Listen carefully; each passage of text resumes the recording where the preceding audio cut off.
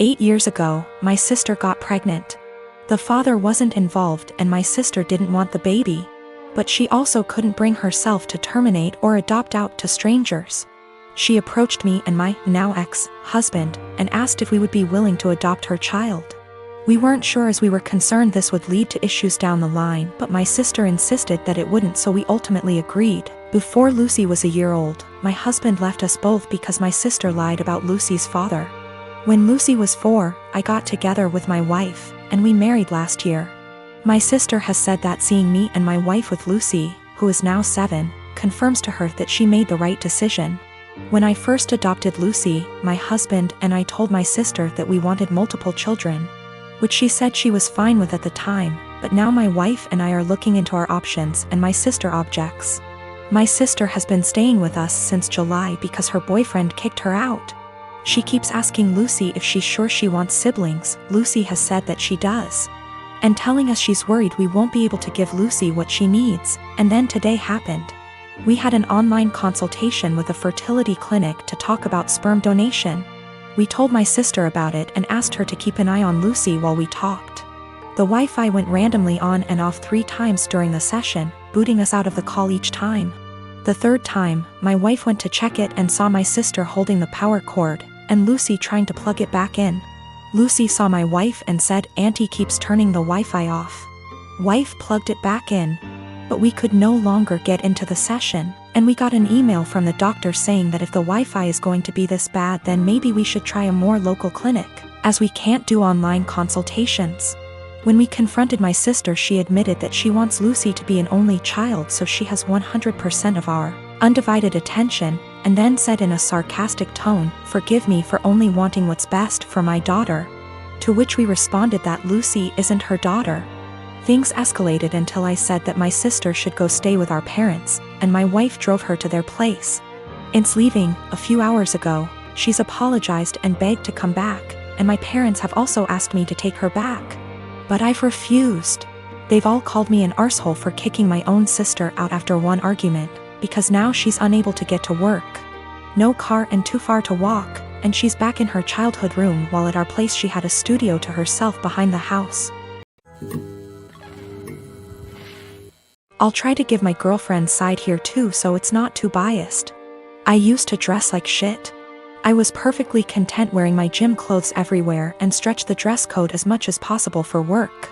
My girlfriend works in the fashion industry, so she helped me buy some clothes that fit me better and looked nicer without being out of my comfort zone, so I was really thankful for that.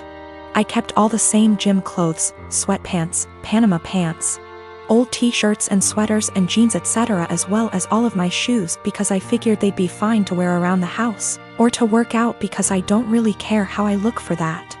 I told her she could buy clothes for me if she wants because she knows what I like, which is maybe where I went wrong. Last week I went on training for work and it was my birthday while I was gone. I got back and my girlfriend had donated all of my old clothes that she hadn't picked out and replaced it with new stuff. I tried to act grateful at first, but honestly I am pissed off. I don't want to wear shitty stiff jeans that stain the seats in my truck blue, and the running shoes suck for actually running. Even the sweatpants are kinda tight, which in my mind defeats the purpose of wearing sweatpants.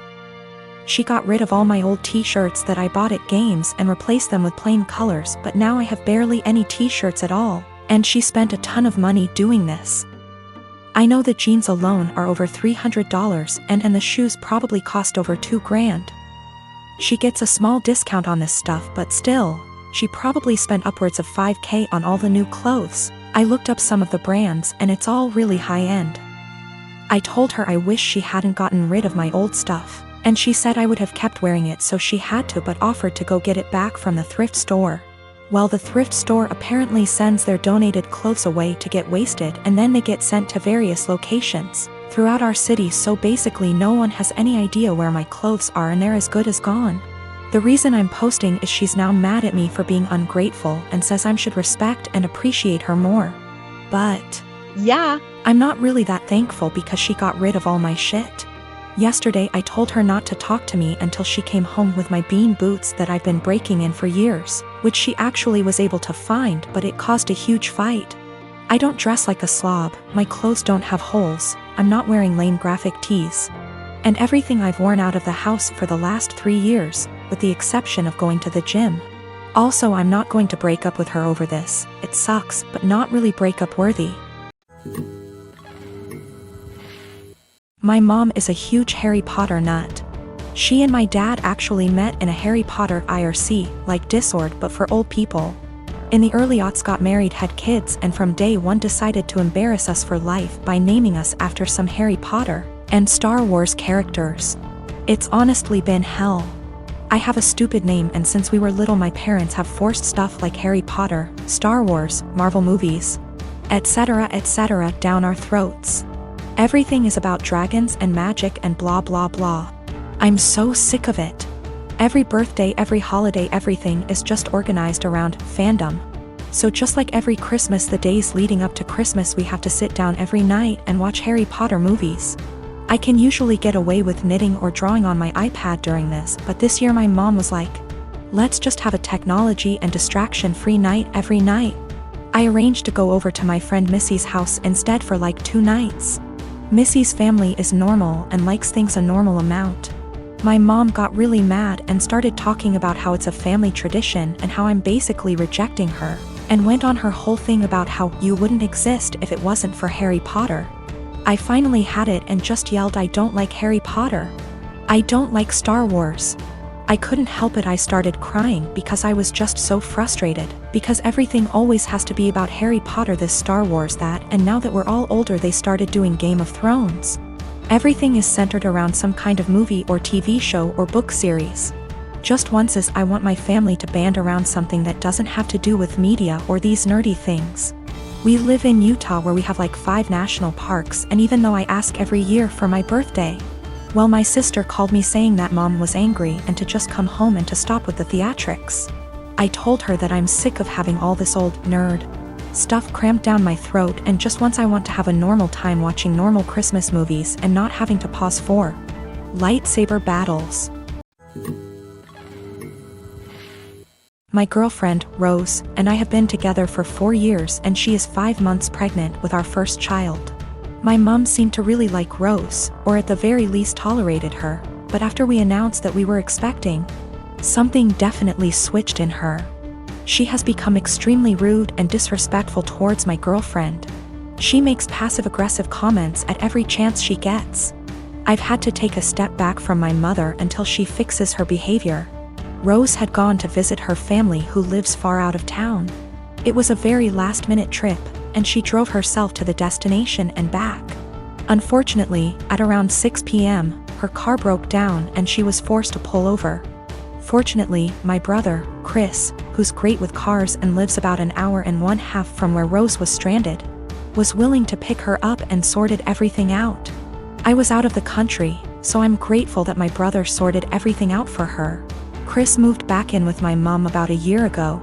Obviously, the situation wasn't the best, especially considering the tension between Rose and my mom that exists for no particular reason. But I hoped my mom could put her pettiness aside for at least a night. It was too late for Chris to drive Rose back home, so my brother told her that he would drive her back tomorrow morning. An arrangement that my mom seems to not like, but one that she managed to keep her mouth shut about, my girlfriend tells me. Rose helps prepare dinner, wash up, and actually engage in a decent conversation with my mom for the first time in ages.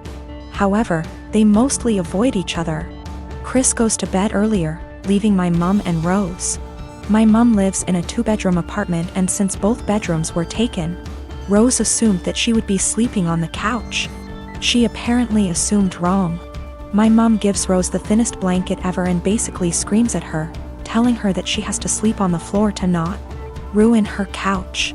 She tells Rose to make do with the pillows on the couch and the blanket that provides zero warmth. Rose thought about protesting, but ultimately decided against it. According to Rose, my mom kept opening her door to check if she was sleeping on the couch, so she couldn't even try to sleep on the couch. At 5 a.m., Chris found Rose on the couch and let her sleep on his bed. He ended up telling me, but told me to not make a big fuss out of it. I did the exact opposite. I called my mom, very angry, and told her that she was disrespecting her so badly.